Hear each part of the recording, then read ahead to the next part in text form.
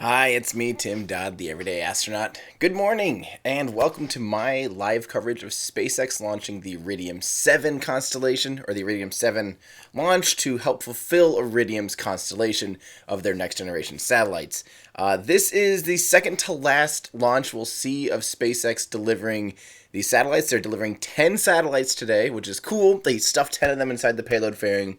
They deploy boop, boop, boop, kind of like popcorn.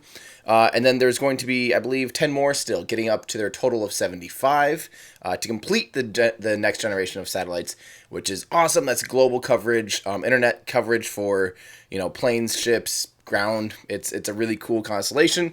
Excited to see them complete it. It's been an awesome journey to see how quickly they can get this constellation up. It's awesome. Today is the first time SpaceX is launching the Block 5, a Block 5 booster on the West Coast. So out of Vandenberg, this launches out of Vandenberg at SLC 4E, that Space Launch Complex 4E. So this is a cool mission. A Block 5 booster, of course, is they're fully upgraded like this. The booster with the black inner stage. You'll see black landing legs. It's been fully upgradable, or fully upgraded to be a lot quicker reuse, much less refurbishment. It's more powerful, hopefully even as reliable as we can get, and it's going to be certified for human flight. I'm still waiting to hear when they start flying that COPV 2.0. Maybe today's the day. Who knows? And also maybe today's the day where they actually catch a fairing. They have deployed Mr. Steven, their fairing catching boat that has now a 4-time. The net has gotten. It went from that's a big net.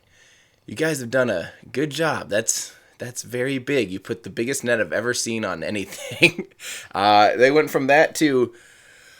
You guys are certifiably insane. It is now absolutely ridiculous. It's huge, but that's what it takes, I guess. And so hopefully today's the day we actually see them catch one. If so, I have a video almost done about how they do that exactly, the process, and kind of explain why they can use parachutes or parafoils for the fairing, but not for the boosters. And kind of go through all that. So if they do catch it today, I'll wait for some of their media to come in because I hope we get to see some awesome footage of that. That'll be really cool. It'll be the first successful dry recovery of a fairing, because SpaceX is actually the first company to actually fully recover a fully intact fairing just recently, or I guess the first time they really recovered one. Or not the first time necessarily, but they for sure have recovered a fully intact fairing. But you can't. You don't want to land your aerospace grade hardware in salt water, which is extremely corrosive. Not a good idea. So obviously the ultimate goal is to catch it and have it stay dry and stay safe. So hopefully today's the day. That will be another exciting achievement for SpaceX. I can't wait. I've got that all queued up and ready to go. It's an awesome morning. This is going to be a lot of fun. I can't wait. I think this is going to be a good mission. I love Vandenberg missions. Vandenberg is absolutely stunning. So how is everybody doing today? I owe a quick shout out already to Morton, who had a comment up 4 hours ago already. Thank you, Morton. I've heard about the Andoya. Sorry, I have no idea how to pronounce that. The testing Europe's most powerful hybrid rocket motor. I hear it's some students working on that. I definitely need to read into that. I started to kind of, we're talking about it in our Discord channel. It sounds like it's really cool. Foot nut guy. Hi there. Arg no suit. How hot is it there? It's actually pleasant today. It's actually only 60 degrees right now, which is nice. I don't wear the suit unless I absolutely have to these days. I am so sick of it. DJT 2412, greetings from TPR Space Thread in Australia. Awesome. Howdy, and thank you for saying hi. This is a good morning, guys. And hello to my Discord channel as well. Again, I do have a Discord channel that's exclusive to Patreon supporters. So if you do want to hang out and get exclusive access, behind the scenes access to our scripting, a lot of our research, the fun discussions that we do, I'm on there literally almost all day long. And a lot of good topics come up, a lot of awesome discussions. We have an amazing community. So if you want to join that community, head on over to patreon.com. Also, it's that time again where I'm giving away pieces of space shuttles. So these are actually this is flown hardware that's been to space. I'll be framing these up and then doing a little thank you note and a little signing on them, and I'll ship them anywhere. You can have a chance to win those if you are a Patreon member. So I kind of make it like a tip in the hat, basically. So if you like contribute $1 a month, you get one chance to win it. If you get $5 a month, you get 5 chances to win it. And I'll be doing a giveaway at 800 and 900 Patreon supporters, and I'm doing a super huge secret giveaway at 1,000 supporters. And that's also when I hopefully will be getting a new suit designed as well. So if you want to help support what I do, join the exclusive Discord channels and join our exclusive subreddit. Head on over to patreon.com/everydayastronaut. I couldn't be here without you guys, really. So thank you, and hi guys. This is interesting from Neuropilot in our chat. Says the Iridium Next satellites have ADS-B receivers for tracking airliners over the ocean. This becomes well known after the MH370 disappeared in 2014. That's nice, because I still think that's absurd that in 2014 we could, and even today before this constellation is complete, we can lose airplanes. I mean, to me that's just like, wait, what? Like, hundreds of people just gone. Can't find them. It just seems absolutely absurd to me. So, that's right. Today is also the ESA launch. There's an Ariane 5 launch that's going down, taking off in 10 minutes. I should cover that stuff, guys, but I'm already too sidetracked, so I understand if you want to watch that, head on over there. But I got to be kind of in the zone here. This one, the fairing recovery. First off, I don't really know that much about the Ariane 5, unfortunately, other than it's got a big old fairing, it's got a sustainer engine, some massive solid rocket boosters, and it launches from the French Guiana. I mean, I know a few things about it, but I'm just not as up to snuff on that stuff. So before I ever cover something, I really want to kind of know stuff. And SpaceX's stream is now up. We're going to pull them up in the upper corner. So yeah, how are you guys today? Footnote guy asked if I can carry the Ariane launch today. Thank you again. I don't think I'm going to try to do 2. That just sounds like too much for me. And Chris, thank you, Tim, for everything you have done. For me, you have made me inspired to try and work in the aerospace world, so thank you very much. Hey, that's fantastic. We need you. And not necessarily me. I don't really work in the space industry per se, but they need you. Really, there's a never-ending demand, especially right now as the new space era really ramps up. There's more and more and more demand for talented and hardworking people. So if that's you, even if you don't know, so here's the funny thing, you might not think you're a hard worker. That's the craziest thing, until you find something you absolutely love. I know that I've always known I can work hard when I put my mind to something, but I didn't realize how hard I could work until I just absolutely fell in love with this stuff. And now I work, 60, 70, 80 hours a week, and I just love it. It's funny how when you catch the bug for something, they always say do your dream job and you'll never work a day in your life or whatever. Do something you love and you're never working. Whatever that saying is, it's true. I will say that it's true. And also thank you, Two Shoes Tommy. All right, so what questions do we have, guys? I'm really excited. Again, Block 5 boosters are fantastic. This is going to be it's fun to watch them already, even though this is only the third one. We're already seeing how awesome this is. I just love the black inner stage. I really hope that we get to see them talk about the COPV 2.0. So I'll talk about that for a second here. The COPV is that composite overwrap pressure vessel. That's the thing that sits inside the oxygen tanks and the fuel tanks, RP1, the liquid kerosene tanks.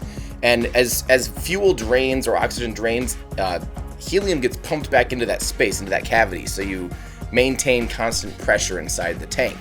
And those COPVs, in some form or another, one was kind of due to a faulty strut, but another one was actually due to the COPV itself exploding, have caused the only 2 SpaceX anomalies so far, or failures from SpaceX. And one of them was a faulty strut that broke, and then the COPV broke off inside the upper stage oxygen tank and ruptured the oxygen tank for CRS-7, which was June 28th-ish, 2015. And then the other one was August 30th or September 1st. September 1st, I think. 2016, they had the COPV rupture due to the way they were insanely quickly doing the rapid fuel up. So the COPV 2.0 that they're putting inside this Block 5 booster is literally virtually bulletproof. It sounds like they've gone to the absolute ends of the earth to make this thing as destructible as possible, which is good because, you know, that technology is going to have to be applied to BFR and things like that as well when you're dealing with cryogenics and with carbon fiber and things like that. So hopefully the spin-off technologies that they learned building COPV 2.0 helps them in the future. As far as I know, they have yet to actually fly with one, though. And they have to fly with one to freeze their Block 5 family. So once the Block 5 family is actually in its frozen configuration and they start flying 7 of them, they have to fly 7 of them to certify it for NASA for human flight. So that should be no problem even this year still. They still have quite a few launches on the manifest. But, you know, at this point, I'm still getting a little... I don't want Crew to get delayed that much longer.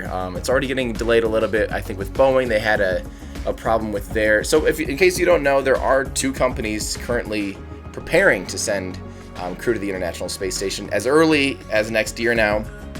And that's Boeing with their CST-100 Starliner on top of an Atlas V booster. And it's SpaceX with their Crew Dragon capsule on top of their Falcon 9 Block 5. So SpaceX does have to fly 7 of those to certify it for flight. So hopefully we see that. Also, it's Tommy's birthday. Hang on. In our Discord. Sorry, that was like very Tim Allen. I'm trying to figure this out. I don't know who Tommy is. I missed it somewhere, but yeah, happy birthday. And also, wow. Hello from Australia, from Luke. I can't wait to see Mr. Steven hopefully catch a fairing. Keep up the great videos. Well, thank you, Luke. I can't wait either. Today might be the day. What's Ariane launching today? That shows how much I've been paying attention. I don't think I know. Yeah, like I said, I've been in like super fairing zone lately to make sure I'm up. Oh, there we go. Choo Choo's Tommy. Hey, Tim, watching you at my 11th birthday. All your friends are watching. That's who Tommy is. Awesome. Thank you, Tommy. Happy birthday, man. That's fantastic. Happy 11th birthday party. That sounds like an awesome birthday. You get the biggest candle of them all. So thank you for tuning in. Thanks for saying hi. Everyone, say happy birthday to Tommy in the chat. This is a great birthday. So yes, that's fantastic. Thank you for saying hi. That's so cool. And Tony Reedman, who would send people to the International Space Station first, SpaceX or Boeing? I don't have an opinion on that yet, to be perfectly honest, because as soon as I think we're getting really close and as soon as I think we know, there come setbacks. For instance, Boeing just recently had a problem with their abort motor, so they have to be able to, pull the crew safely away from a vehicle in case there is an anomaly on the pad or basically anytime through the flight. And SpaceX has those Super Draco motors that fire off the top of the crew capsule. Boeing has some pusher motors that are at the bottom of the capsule. There's 4 of them. They did a test fire of them recently, and afterwards there seemed to be a fuel leak of some kind, and it's hydrazine, which is really bad. It sounds like they know what the problem is. They figured it out right away, and they should be able to alleviate the issue without a redesign of any kind, which is great. That's what we want, hopefully not delaying it too much further. So at the same time, as soon as we get that close with SpaceX too, something kind of pops up and it seems to get pushed back a little bit. This is hard stuff. NASA's being more stringent on this program for human flight than any program ever before. So it's, oh, here we go. And SpaceX should use your music. Have you tried to? No, but that would be fun. And Alexander, do you think the second Falcon Heavy launch will happen in November 19th, 2018? Should I book my travel? Don't book it yet, Alexander. I don't trust any date I see on the calendar until about a week out. So if you can be flexible with your timeline and your flights, I know it seems, if you want your best shot of actually seeing Falcon Heavy, don't book it until about a week out. That's my advice. Here we go. Good early morning from SpaceX headquarters in Hawthorne, California. I'm John Innsbrucker, the Falcon Principal Integration Engineer, and welcome to the webcast of the Iridium 7 mission. Now today we're flying 10 Iridium Next satellites to join the 55 satellites SpaceX previously placed in orbit for Iridium. Now, as you can see from the camera view, the weather. The good news is the weather's excellent for a launch from Vandenberg. The bad news is the excellent weather has resulted in the fog coming in, especially in the last few minutes, and we cannot see the Falcon 9. The live view you're seeing is from a camera looking up at Falcon 9. We'll try switching to other cameras as we go through, but we may have to wait until we lift off and we get views looking back at Earth from the onboard cameras on the Falcon 9. Now we're currently 13.5 minutes for launch. The launch is scheduled for 4 hours, 39 minutes, 30 seconds Pacific Daylight Saving Time this morning, and that's 11 hours, 39 minutes, 30 seconds Universal Time. Now I'm broadcasting from the mezzanine here at SpaceX headquarters, overlooking our launch and mission support centers. This is our 14th launch of the year for SpaceX, and we're flying a new Block 5 booster today, which we will be landing on our West Coast drone ship called Just Read the Instructions.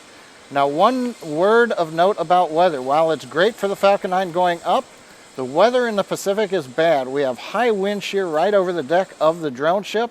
We have choppy seas, so today's landing attempt is going to be very iffy. Now, I'll be providing updates throughout today's launch and flight, and that'll last us just over 1 hour after liftoff. Now, for music fans out there, get ready in a couple of minutes. Iridium has curated a special Spotify playlist to go along with today's launch. Now, to play along at home, search for the Iridium Launch Soundtrack playlist and get ready to start that playlist at exactly T-minus 10 minutes and 30 seconds. You can see the clock on the monitor. You're about 2 minutes away. Punch it off at 10 minutes, 30 seconds. And if you miss that, you can catch up later on and resynchronize your playlist. But for now, 12 minutes and 13 seconds and counting down on the launch of Iridium Next. That's a cool idea. Guys, I've been working on getting my music up on Spotify. Maybe I should have had it up now, and it could have been part of this cool curated list. Maybe next time. That sounds awesome. That's a good idea. I love Iridium. I love Hawthorne. Look at that. So back here, guys, behind the Dragon that you see hanging from the ceiling, that's where they build fairings there. Just off to the right here is where they assemble the octawebs. This is Mission Control. Back here is where my friend Carrie Ann serves coffee and does all of the things right there. Is from Space Launch Complex 4 at Vandenberg Air Force Base. Now, we'd show that to you, but it's all fogged in right now. There's a shot of it. You're actually looking at the bottom of the Falcon 9 rocket. Now, the Vandenberg launch site's about 225 kilometers northwest from where I'm sitting in the SpaceX factory. Now, the two-stage Falcon 9 rocket stands 70 meters tall on the launch pad. That's longer than the wingspan of an Airbus 380 or a Boeing 747. The first stage, which the camera is looking at here, you can see a little bit of the black landing legs peering through the mist. That first stage takes us out to the edge of the Earth's atmosphere. Now, on top of that is the second stage. That will carry the 10 Iridium Next satellites from the edge of space and accelerate them to the orbital speeds of just over 7.5 kilometers per second. And then on top, which you can't see in the view, is the 17-foot diameter payload fairing, inside of which are those 10 Iridium Next satellites.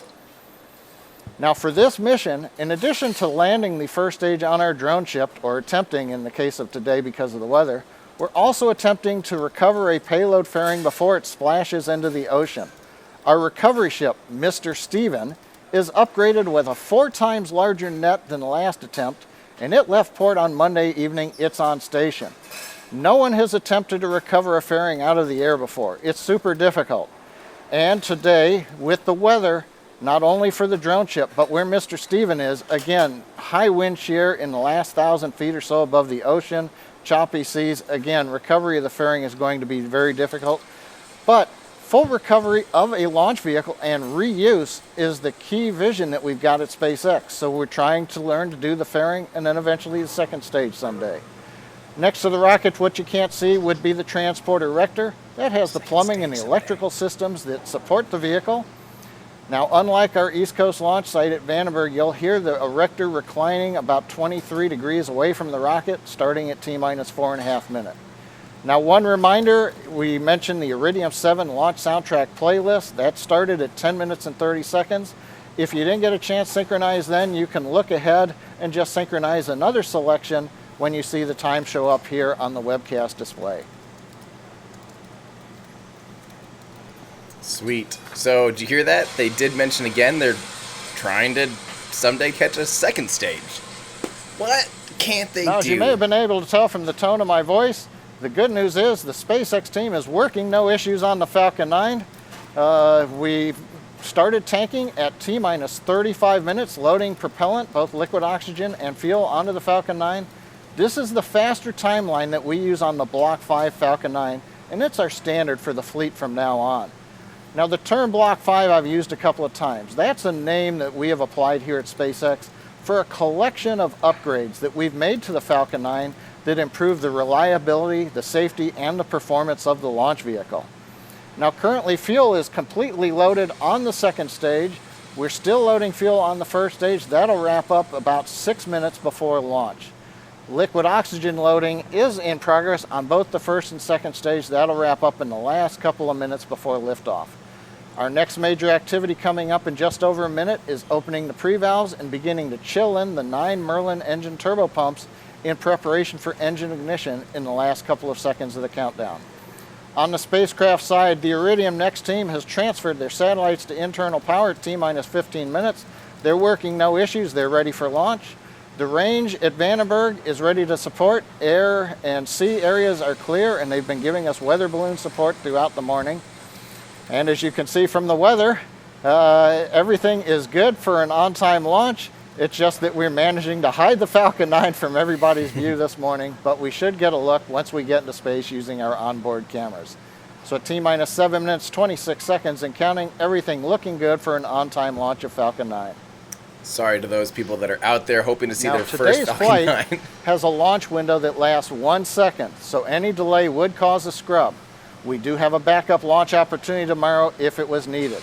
Now, this very short window that we have is due to the need to precisely position the 10 Iridium Next satellites in relation to the 55 that are already on orbit.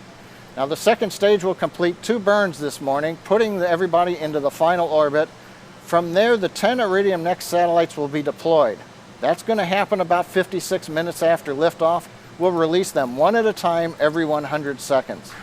Now, as we saw on previous flights, the second stage camera can't see all of the Iridium Next satellites. The field of view isn't large enough, can't see behind the dispenser, so we'll see some of them come off, but not all of them. Now, as the second to last launch of the Iridium Next program, today's mission will increase the total number of Iridium Next satellites in space to 65. Now, when completed, the network will have a total of 66 active satellites, as well as 9 in-orbit spares. And here's a look at how the Iridium Next network is connecting people with information. I have learned to unfortunately turn these down because then they get demonetized right away for music. We might have to check these out later here. So if you guys are interested in watching this, make sure and check out Iridium's video.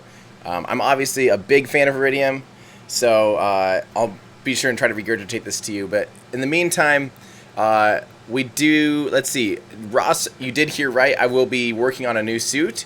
Once we get to 1,000 Patreon supporters, I have a new suit designed that'll be kind of a mix between a homogeneous mix of like lots of different things, a custom one-off suit that should be a lot more comfortable, and I should be able to wear it a lot more often. So that'd be That'd be very exciting. Tony, why are they making the SLS when NASA can help fund BFR? Tony, I have a video about that. NASA rockets versus SpaceX rockets. There's a lot. When that first was being designed, there was no at all commercial viability in a super heavy lift launcher. So it kind of was too far into development, I think, to really consider, and at this point, a lot of people still don't even think BFR is really going to happen like they do. So, or like most of us know they will. So there's been just kind of some, slow to move on that really from the government side to stop development of SLS. So check out my video. That'll help explain it pretty in depth. Romaine, always great to watch live with you. Thank you. Well, thank you for saying hi.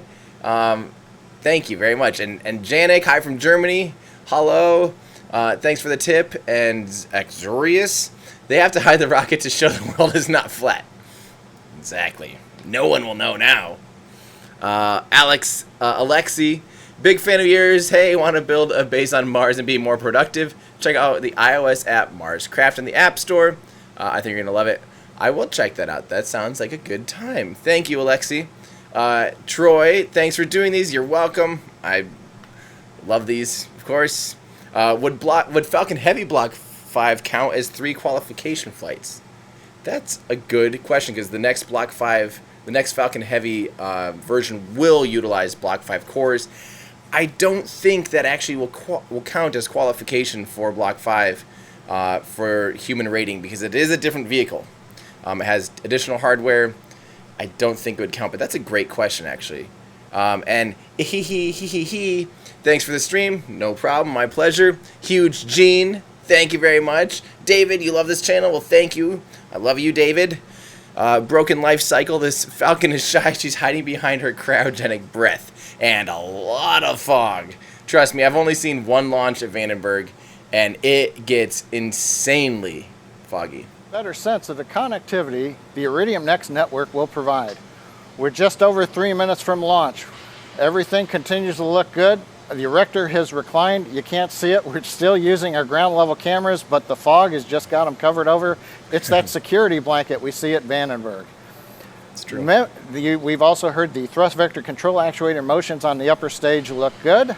Everything continues to go well. We're getting ready for closeout of first and second stage liquid oxygen loading.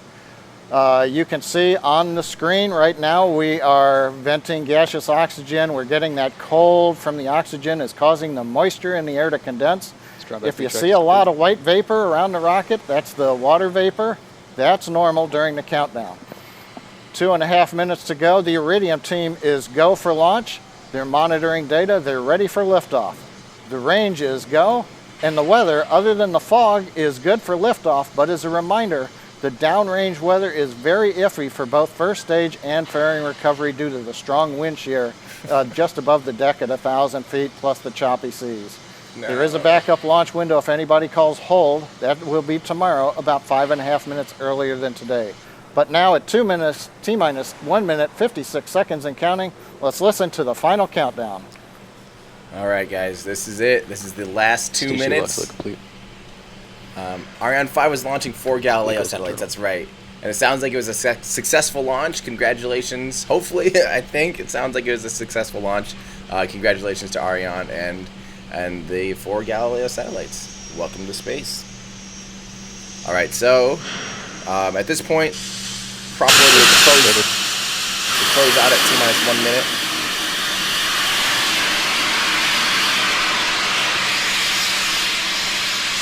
Sounds an awful lot like detanking. Hopefully that's not. That's loud pad audio. We normally don't get it that loud. Ground side gas closeouts are complete. Gas closeouts are complete. That's good. Thank you, Jurian. Falcon 9's in startup.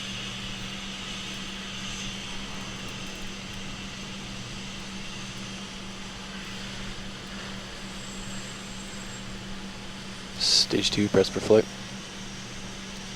Go for launch. Go for launch, that's good. Except I'm sad that it's so windy. I really want to see them recover a fairing. I really want to see that. Hey, again from Australia. Well, howdy, James.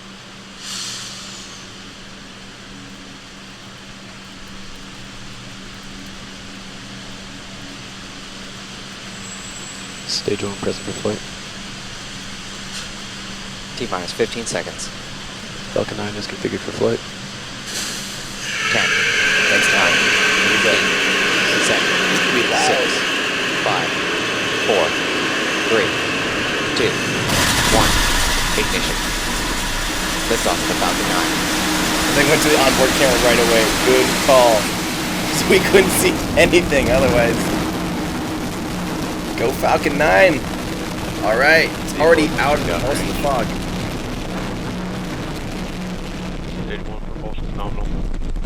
It is a cool view. We normally don't get to see this view right off the pad.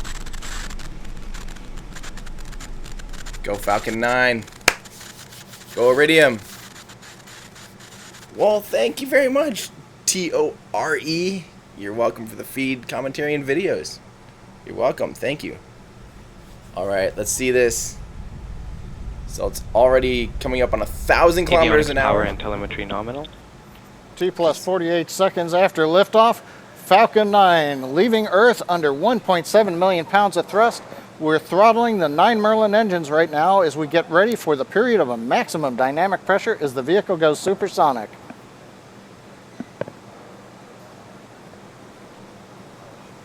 Vehicle is supersonic. See if Trevor Mallman catches those condensation We've rings heard again. a call out, vehicle is supersonic. The Merlin engines have throttled back up. We're through the period of maximum dynamic pressure. We've heard call out, propulsion is nominal. Avionics is reporting nominal status also. Vehicle has passed through maximum aerodynamic pressure. Sweet, that's a good milestone. Next activity we should hear call out is the start of MVAC chill.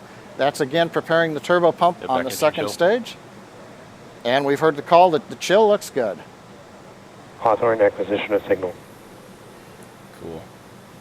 Hawthorne acquisition of signal. That means our antenna here at Hawthorne has also acquired the first stage and the second stage. That's so cool. Now, next major activity coming up in just about half a minute. Shutdown of the 9 Merlin engines, followed by stage separation, ignition of the second stage engine. And then immediately after that, we will flip the first stage and do a boost back burn as part of the landing sequence. By the way, right now we're looking Getting a good down view the from rocket. onboard camera. The ground cameras aren't able to follow the rocket due to the here. fog today. We're looking from the inner stage down to the main engines. You kind of see the grid fins in the shot. That's what that shot is, if you were wondering. Eco. There we go, main engine cutoff. Stage sep, looks good. Second stage ignition, looks Stage 1 is entered as great. full. There goes the cork stiffener ring around the second stage nozzle. Stage 1's in boost back burn. We've heard the call out. Stage 1 is in the boost back burn. The second stage successfully separated and lit. Getting some great views from space. That is so cool.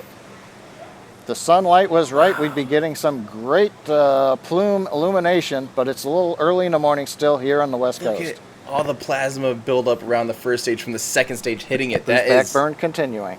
absolutely gorgeous. And that might also be some of the boost back burn exhaust Fairing as well. separation confirmed. That was cool. Stage 1 boost back shutdown.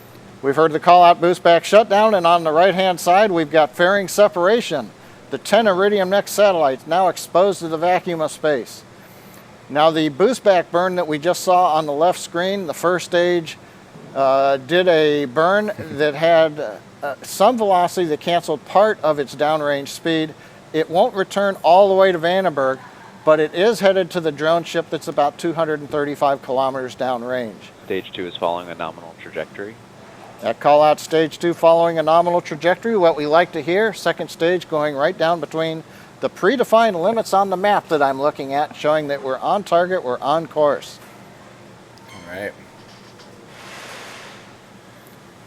Remember, it is still dark. Pressurization temps, that's the hot helium we inject in the second stage, look good as we continue on into the burn of the second stage. Now currently we're about 4 minutes and 20 seconds into flight. The first stage has reached apogee. While it was lighting its engines a minute ago, it continued to climb. It's now reached the highest point called apogee. It's now beginning to descend to the drone ship in the Pacific Ocean. Sweet. We'll see if they can do it in choppy weather like this with the drone ship and for the first stage and for the fairings. They can do it any time. I'll be excited to see this. People are asking if they'll stream from Mr. Steven. We don't know. They haven't yet, but maybe they will.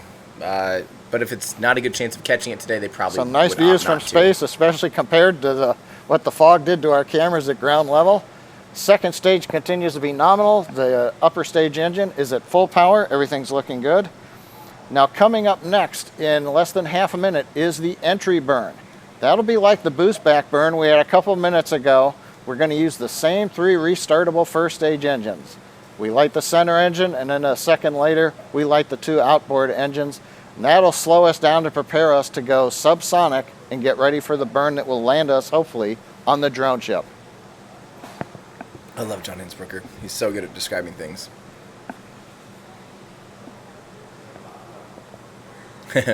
Zero, maybe they could stream from Mr. Steven if Starlink was operational.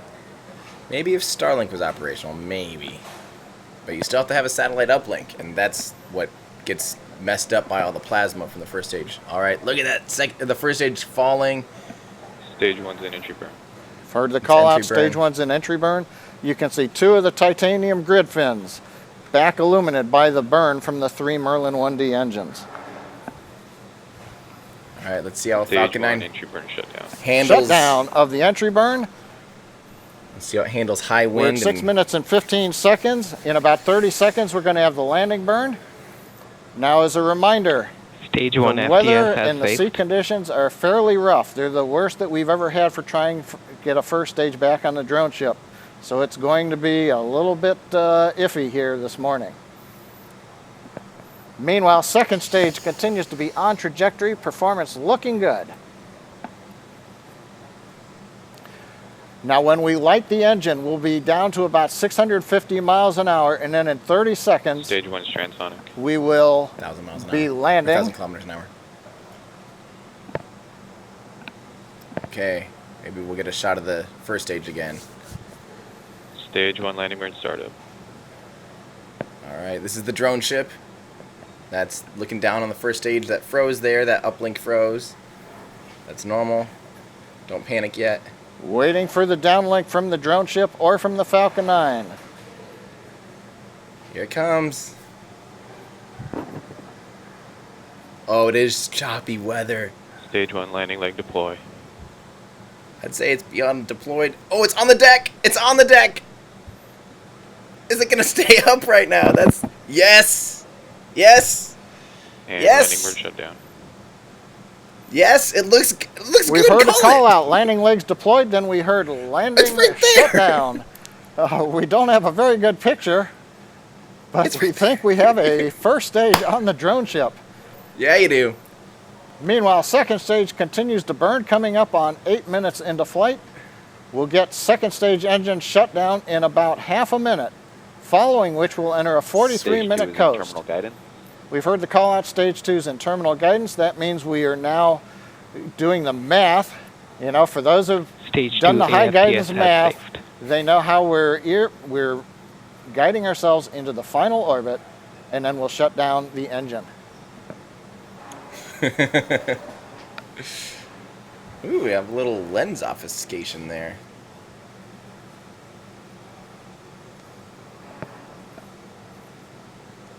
Okay, I want to see that drone ship shot. All Seco. right, second engine cutoff. Seco. They're now in a parking orbit. We've heard the call out of SECO, and looking at GNC confirms good orbit insertion. the guide Uh-oh. Hey, plots we have in front of it, and we just had kind of a Lost the good signal one. expected. Second stage is right where we want it to be, and it also appears, although we were hoping to get a view LOS back cook from the drone expected. ship, that the first stage is on the drone ship, but there weren't any lights, so all we saw was the flicker of the engines as we shut down. Now on the fairing recovery attempt, there's no news to report right now. The fairings are slowly descending on parachutes. They won't have reached the ocean yet. We will provide a status when we come back after the coast phase, even if it is only that we don't know any results of the recovery attempt. But as a Vandenberg reminder, signal expected. the weather at the fairing recovery location also is significant wind shear, bad sea state. So again, this is an experimental attempt, and as you've seen from our early days of learning how to recover first stage, we're still learning how to catch fairing out of the air. Now the plan right now is we are into a coast phase. This is going to last just over 40 minutes. We're going to come back with live commentary at T plus 50 minutes into the webcast, where we'll see the second burn of the upper stage and then the deployment of the 10 Iridium Next satellites. Now for those who are following along on the Iridium 7 Spotify playlist, it's going to continue playing. It goes all the way to the end of the webcast. So there's music behind coast phase. There's music behind getting ready to deploy the satellites. I want to be free. So you can listen to that all the way through if you're logged on to Spotify and following the list. So with that, I'll be back at T plus 50 minutes to continuing following the mission of Iridium 7 on Falcon 9. awesome. And guys, that's why we hang out here, because we can keep you up to date and keep doing things here while we're in the coast phase, and we can help answer questions. So Yeah, congratulations so far, SpaceX and Iridium.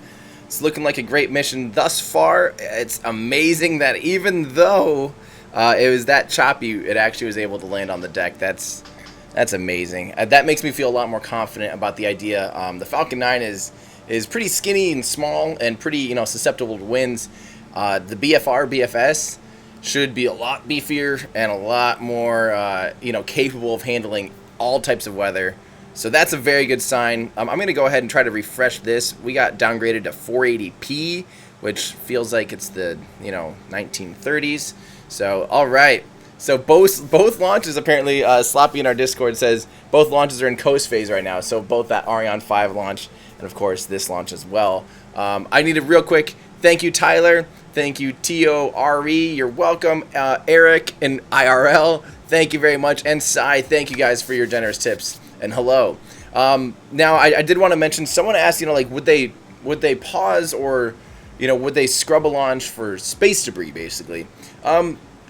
Parking orbits like this, first of all, they track literally everything, basically. So space debris, I know I need to do a video about that, because although space debris is, it's a legitimate concern, it's not as big of a concern as you may think, especially in low Earth orbit, because in low Earth orbit, things fall out of space within about a month or two if they're not being reboosted.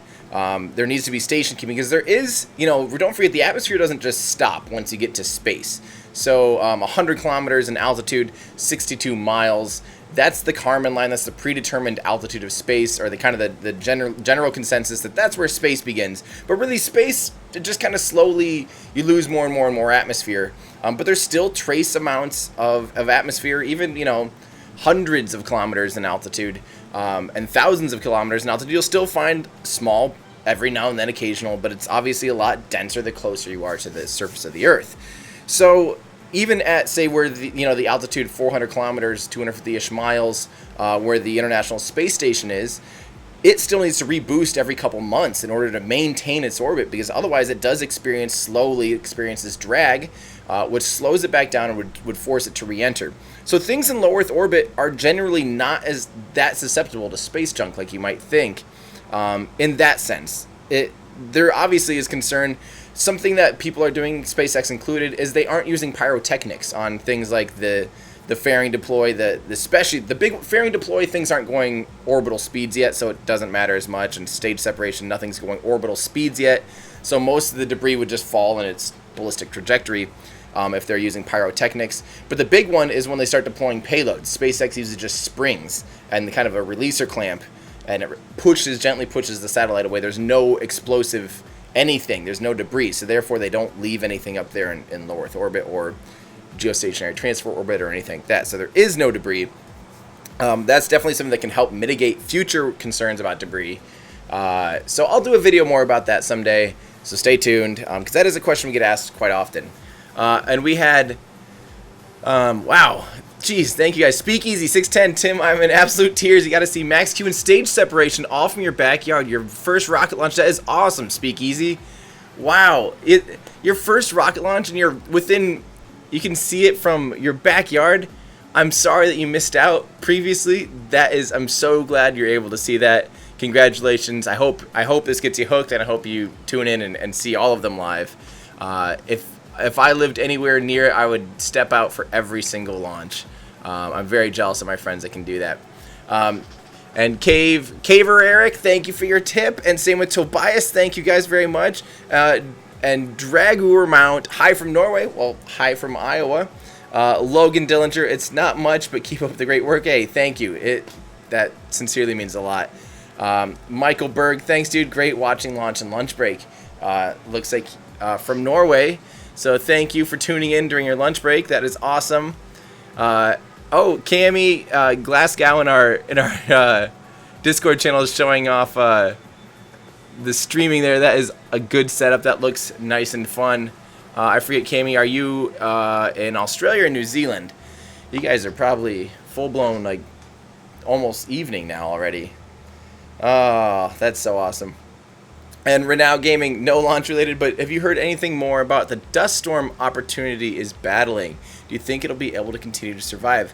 You know, Renown, that's a great question. I actually have not heard anything else about Opportunity and Curiosity, don't forget, which Curiosity isn't susceptible to dust storms because it doesn't use solar panels. So Curiosity's fine, but like you said, Opportunity was the one that we were nervous about on Mars. It is a rover that's been there for, what is it, like 14 years now, and is only supposed to last 9 months. It's just the plucky little rover that just keeps going, keeps doing science, and I have not heard any updates on Opportunity. That's a good thing that I should probably look into. But maybe it's a good thing we haven't heard, because I feel like they'd let us know if it full-blown died, in which case we will probably have to do some kind of small get-together, maybe a little memorial service. That'd be so sad. The voice of science. One thing that worries me a lot, how is SpaceX going to ensure safe rate of successful landings when it's transporting people around the Earth with the BFR? Is their landing technology good enough for people transport? That's obviously the question, really. They're very serious about using BFR. They've doubled down. Gwen Shotwell talked almost exclusively about it at a TED Talk. What was that, earlier this year? So, you know, they think so. So far, they have proven that, holy crap, they can land their Falcon 9, which only has, you know, most of the time, really one chance, one landing engine. There's only that one shot, really. If the center engine goes out, there is no contingency. Even if it's a 3-engine landing burn, they can't, I don't think they can throttle and control the outer engines to a precise landing, I don't think. Don't quote me on that for sure, but I don't think that's possible. But look at how successful they've been with just that. Now, don't forget, the BFS will actually have a trio of landing engines, and it can actually only land on one.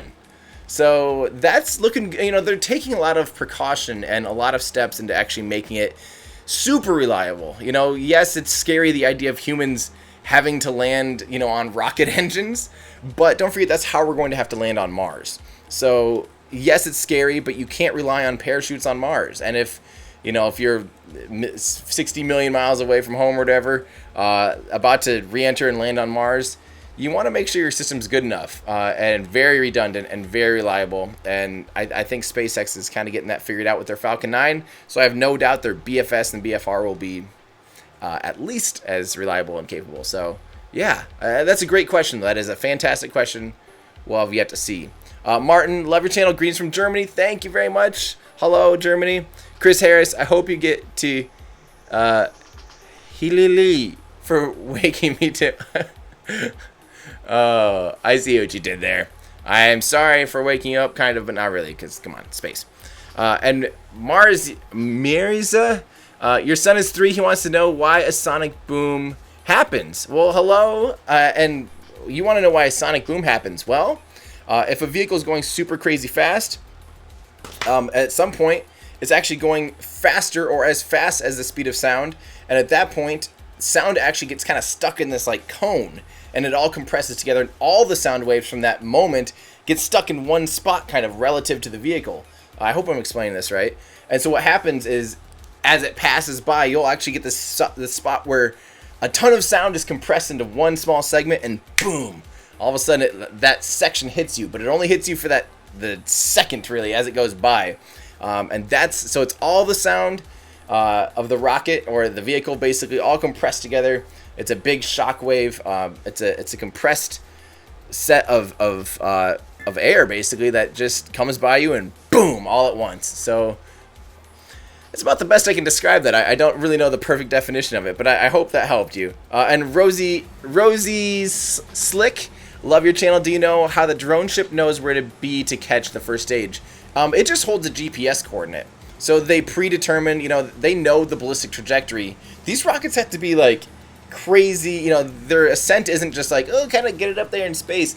No, rocket science is called rocket science for a reason. They have to be extremely precise within very fine parameters, even on ascent, especially on ascent. So they know really close to where the rocket's going to land anyway, or where it will fall. And they predetermine where that will be, including, if it does a boost back burn, all these different things.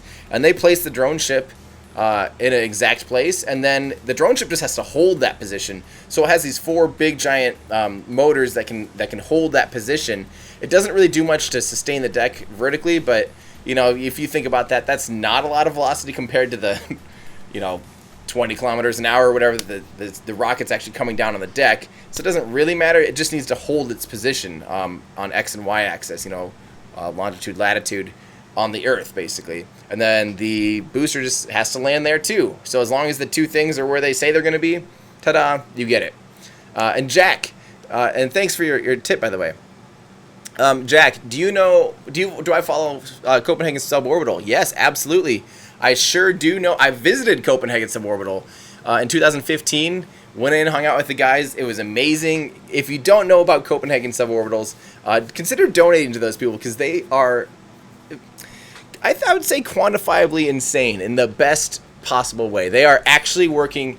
It sounds nuts, but they are working on sending people to space on suborbital flights on the smallest budget ever, using off-the-shelf parts. They're basically a makerspace that's making rockets, and it's legit. They have launched some really big things. They've developed capsules. It's really cool stuff. They're going to be doing a test here, I think, in a few weeks. And as long as they can provide a nice solid stream, I'm going to probably live stream it as well. I'm excited for that. So yay, go Copenhagen Suborbitals. And see, Rafiq Ali, SpaceX launch is never the same without you, Tim. Keep up the good work and loving your content. I'm an inspiration. Well, thank you. I don't think I'm the inspiration. I just get inspired by all these people, the incredible engineers, and all the people that work really hard in the aerospace industry to do all this for us. I mean, I'm just here to kind of be a professional cheerleader and help get you guys excited. So I hope it's contagious, because I caught the bug really hard, and I hope you catch the bug too. Denmark, not Norway. Thanks, Jack. Jock Cop. Whoopsies. Do I have Ligma? I don't even know what Ligma is. I am Pat01. But, maybe. I have no idea, but thank you for asking, and thank you for the tip. Costco ship within a few kilometers of Mr. Steven. Maybe they're trying to catch the fairing too. Oh, that's hilarious. What if... They're like, hey, that's worth a fairing half worth $3 million. Let's get out there. That's their new business model. We're gonna snatch that thing up before no one else does. That's really funny. And I did want to take this a quick second to remember, I am doing a giveaway, flown space shuttle hardware. This stuff's been to space. So if you want a chance to win some stuff that's actually been in space on space shuttles, head on over to patreon.com/everydayastronaut. I'll be doing a giveaway at 800 and 900 Patreon subscribers. I'll be framing these up. I'll be doing a little thank you note and putting these in a frame, and then I can ship them anywhere around the world. So it goes by contribution. So if you contribute $1 a month, you get your name in the hat for one time, $5, 5 times, etc., etc. Also, you also get perks, obviously, as Patreon supporters. You can join our exclusive subreddit and our exclusive Discord channel.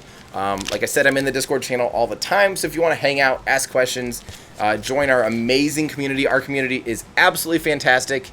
Please head on over to patreon.com/everydayastronaut. I couldn't be doing this without you guys. Seriously, I quit my job as a professional photographer over almost 2 years ago now, really.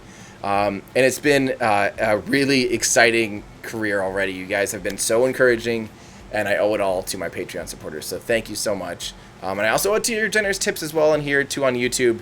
I put in long hours to be able to, produce as much content as humanly possible, including on my new website, or updated website, where I'm producing news articles and articles to go along with every video I put out. So if you need kind of if you'd rather read what I talk about in my videos, head on over to everydayastronaut.com, where I do feature articles and news articles. And also, if you are actually a journalist or studying journalism, studying space journalism, really into space, if you're a good writer, I need some talented writers to help contribute there as well. If you're interested, send me your resume to info@everydayastronaut.com. I'm looking for some talented writers to join the team and help produce amazing content and do live news coverage as well. You can join Team Everyday Astronaut. So head on over there if you are interested in writing. Please, those serious submissions only. I'm looking for at least college level writing. And yeah, so come join my team if you're looking for that. And James wants to know where you can get these. These are MOVA globes, MOVA, MOVAinternational.com. They like run on solar power. It's crazy. So literally, when the lights turn off, they stop spinning. When the lights turn on, they start spinning. It's crazy, and I love them. If you can go again on my website, everydayastronaut.com, and then look at partners. I have a link right there for them as well. So if you can't remember the name, check that out.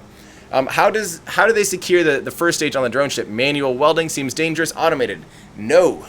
They have made a thing called the Octograbber now. They used to not really be able to secure it until they basically brought it into port sometimes. Otherwise, they would try to secure it as soon as possible by jacking it up and then like basically strapping it. But they no longer want to harm people to, put them out there on the deck with a, 45-meter tall, 156-foot tall booster that's teetering around in the ocean. Seems pretty scary. I would actually be horrified. So they now actually have a thing called the Octograbber, which is this, it fits between the legs. It's a little robot that goes out there and it literally grabs onto the octaweb, basically the launch clamps. It grabs onto the booster itself and just provides enough weight to make sure it's stable in all conditions. So it's literally driven out there. It has a little garage port and everything on the drone ship. I don't know if they actually have one on the West Coast now that I think about it. If not, they're probably going, and if today's a shaky, scary return home, they're probably going to be thinking about it an awful lot. And Faradrim, did you know that Elon Musk is part Sujandes? I didn't know that. I don't even know what Sujandes is. I know what Sudanese is. I have no idea what that means, I don't think. Sorry if I totally flubbered that. But yeah. Ooh, Mr. Steven looks like in our Discord channel, SpaceX Updates tweeted this cool picture of Mr. Stevens working on trying to spin around. It shows their tracking to see where they go. And Jerome in our Discord asked if I still play KSP because it's been so long since you saw me playing it. I haven't had a minute to do it lately, guys, at all, and I need to. I've had a lot of people ask me, let me know if you want me to, do some Kerbal live streams again. I do miss that stuff. I got a little bit of flack for playing too much, and that kind of put me in work mode. So if you want me to, maybe I could dedicate, like once a month or maybe twice a month or something, do some Kerbal live streams, because I do think it's fun. It's just a fun way to interact and hang out. Oh yeah, the other thing I need to mention, because this just has to happen. We have to get tomorrow on YouTube up to a way higher subscriber route. We need way more people contributing to that community. So my favorite space news channel, Tomorrow. That's TMRO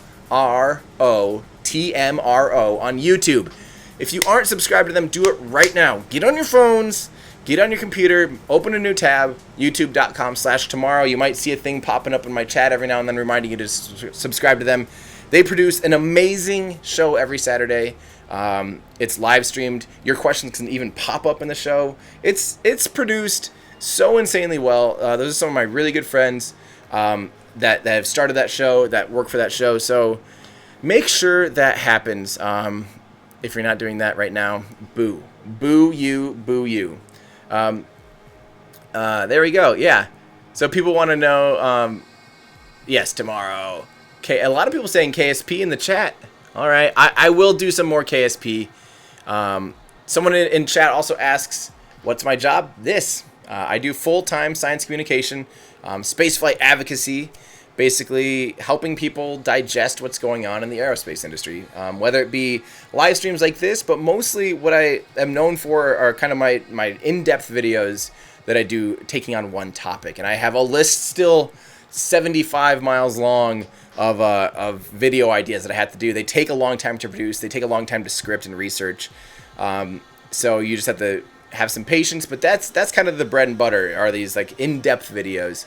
This stuff is this has just kind of been more recent in the past year or so, has been just doing these live streams as well, to help answer your questions directly.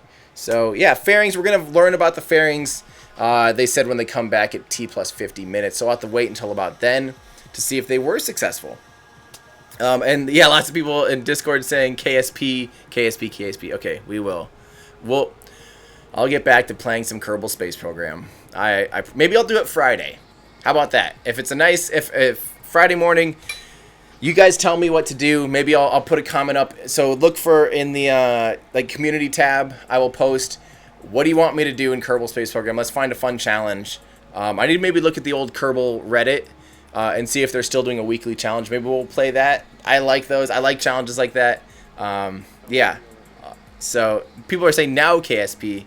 Well, somewhat. Wait, great stream. No. Oh, there we go. Evan K. I4 in our Discord channel. I don't think I've seen you yet, Evan. Maybe I have. If so, hi, howdy, welcome. Wants to know if I'm going to be at the Cape on the 4th.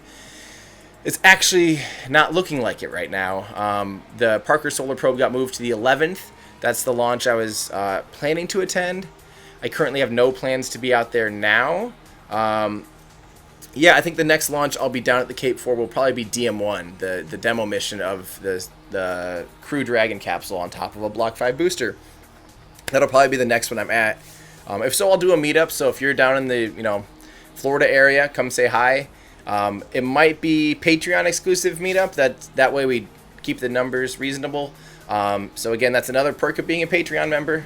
So if you are in Florida, even if it's just for that month, if you want to know where we're going to meet up, yeah, that's the way to do it. People want to know if I do KSP. Oh, really? Hank Calder, KSP is what brought you here originally? Really? That's hilarious. Hank watched me do this thing called, I did this mission called the Pants Destroyer, which was a mission to, kind of in Kerbal Space Program, there's like a Venus analog. It's known as Eve. It's considered kind of the ultimate planet to try to get on and off of because it has a really thick atmosphere and a lot of gravity, so it's really difficult to get off of. And so I tried to do with a space plane, a single launch and then a space plane off of Eve, and it took, like, without quick saves, it's still the hardest thing I've ever done in Kerbal Space Program. It took me 4 hours. I made it there and back with no quick save reverts. It was terrifying. I should do something like that. I like those no quick save reverts because you can't just be like, oh, whoops. You have to actually pull off your mission flawlessly, which was hilarious. I'll do something like that again. Yeah. And someone wants to know, Cammy wants to know if we're getting a spaceport in Scotland. I did hear that. And Cammy, you must be from Scotland because you say here in Scotland. I did hear that. That's very exciting news. It sounds like they'll be launching something kind of based on, or maybe even an Electron rocket. It won't be an Electron per se, but I think it's a derivative potentially in partnership with Lockheed Martin. That'll be awesome if the UK gets a spaceport. Absolutely. Oh, awesome. Sorry. And no Zumo Yumi, Mr. Stevens' destination port nav data is listed as Iridium 7. Oh, that's really cool. That's awesome. Taj Hill, do you support the STIG orbital transfer system? I know nothing about the STIG orbital transfer system. Discord, please help me remember to learn about what the STIG orbital transfer system is. I have no idea. Noah Shreve, will the BFR be accurate enough at landing to actually land back on launch pad in a perfect spot for refueling, launch, etc.? That's a really, really good question, Noah. Here's what I think. This is 100% my speculation. I spoke with a kid at Space Fest this year in Arizona about what I think that could look like. Because, yes, SpaceX is planning to launch the booster. The huge, this is a 9-meter wide booster. It's like, 70 meters tall. This is huge. This is massive. It's almost the size of like the first 2 stages, basically, of a Saturn V. So imagine that coming back and landing on the launch pad. That is still the current plan, as far as I've heard. And I was thinking about this, how they could do that. And I'm guessing it's something like they won't even have landing legs. So they'll probably do something like, the launch support clamps or something will probably fall down into some kind of like cone or some kind of area where they have a little bit of play, so that, because not only do you have to land right, on your X and Y axis, or I guess your latitude, longitude. I don't remember if I don't think Z actually points up in this case. So not only latitude, longitude, but also rotation has to be really accurate, if you're to land back on launch clamps, basically. So maybe they have some kind of, they're going to be planning some kind of funnel system or something that can just slide in as it comes down. It needs to be that accurate. So the question is, will it be that accurate? Well, it needs to be if that's their plan. So we will see. So let's see. And Chris Harris, eating Captain Crunch, soaking in green Monster energy so you can stay awake. Tim, you plucky morning. Having murderous thoughts, Tim. I'm glad that we're keeping you awake, though, Chris. Where do you live that it's that late? Is that what happens in Australia right now? Is that what's going on in the world? I just don't even know what time it is there. So, and howdy, Marcus. Marcus House, fellow YouTuber, amazing Kerbal Space Program engineer. He is in our Discord channel hanging out. Howdy, how are you? Thanks for what you do, Marcus. And everyone's saying hi to Marcus. Hi, Marcus. So it's 9:45 in Australia. So who knows where Chris Harris is? Let's see. Wow, can't keep up with you guys. What is the second burn for? Good. That's a really good question. Topo Luck 12. So they do in almost any mission. They kind of get into a parking orbit. The second mission is going to change its inclination a little bit, and also just probably raise the orbit or whatever they need to do to put these satellites in their exact parking orbits, basically, or where the satellites need to deploy at. And then the satellites from there deploy one at a time. There's 10 of them. They deploy about every minute. But the big thing, I think, is getting it in its exact orbital inclination, so it's where it's going to be. So and also and JKRP in our Discord asks, any news on Delta IV Heavy? Yeah, that's the Parker Solar Probe. That did get moved from September 1st. It was September 4th, then it was August 4th, then August 6th. Now it sounds like it's targeting August 11th. I will be live streaming that, most likely not from the Cape like I had planned, and like I have gear coming to do that. And again, guys, if you ever wonder, I put every dime that comes into the show, I still put back into the show. So I'm working on a crazy streaming software and suite so I can produce this kind of content exactly like this with high quality downlink, high quality uplink, so I can take your questions and do everything I'm doing here live from the Cape, from Vandenberg someday. I'm working on that. So that's what your money goes towards, is helping make this content as best as humanly possible. I continually invest in better lights. I recently dropped my camera. I broke the screen off it, which makes me sad. Thanks a lot, A7R2. So I invest very heavily in trying to make the content as best as humanly possible. I want high quality stuff for you guys because that's important to me, because I like high quality videos and stuff. So that's so awesome. I wish, guys, we're talking in a Discord channel about landing scripts in Kerbal Space Program. So that's one of the cool things that Marcus House is really good at, is he writes scripts in Kerbal operating, basically, that allows the vehicle to totally fly itself and land itself. It's really cool. That's just stuff that blows my mind. I would love to learn how to do that. So let's see. Yeah, Flogic has a good question. What happens if, say, BFR puts humans into orbit, but say something goes wrong back on the launch pad? Has SpaceX said anything about BFS capability to deorbit before receiving any extra fuel? Yes, I guarantee something. That's a good thought experiment, a good question, because you're right. Say the first stage and second, you're about to go to Mars, and in order to go to Mars, they do have to refuel the BFS. Even to go to the moon, they have to refuel the BFS, the big Falcon ship, the upper stage portion of the BFR. So if you have to refuel it, you have to park it in orbit, and another tanker has to come up and refill that BFS upper stage. So say the first one, there would be an issue, would land back on the launch pad and destroy the launch pad. I guarantee in those parking orbits, they have enough fuel to deorbit and land. I don't think they would ever go below that threshold. I think that's a very safe bet and a great question, actually. I think the big question is, I think the biggest question I have about BFS, BFR is why there isn't talks of any kind of launch abort system. I know the idea is to get it airliner-like. They say, why? Well, airliners don't have parachutes, as kind of the argument, because you just you build it reliable enough to not need those systems.